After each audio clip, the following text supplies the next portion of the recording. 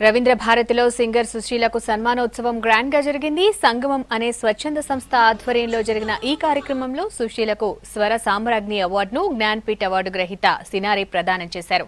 ఈ కార్యక్రమంలో deputy speaker Padma Devender Reddy, AP deputy speaker మండలి బుద్ధప్రసాద్ తో పాటు నటీనటులు పాల్గొన్నారు. సుశీల భారతరత్న అవార్డు అందుకోదగిన గాయకురాలని భక్తులు అన్నారు. ఎన్నోసార్లు ఈ స్టేజ్ మీద వచ్చాం. ఈ రోజే కొత్తగా మొదలెట్టారని చెప్పారు సంజయ్ కిషోర్.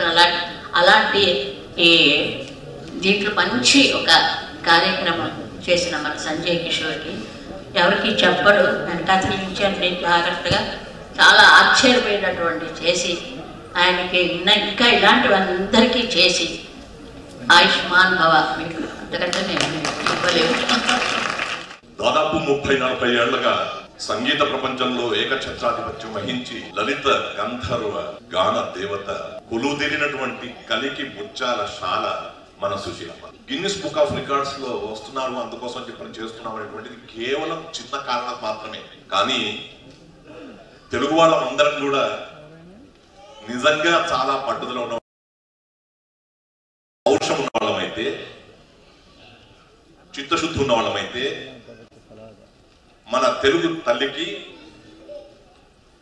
సంగీత సామ్రాజ్ఞికి, కాసేపట్లో స్వర సామ్రాజ్ఞి అని చెప్పని బిరుదు పొందబోయేటువంటి స్వరాధి దేవతకి భారతరత్న వచ్చేటువంటి రోజున కూడా మనం ఇంతకంటే ఎక్కువ మంది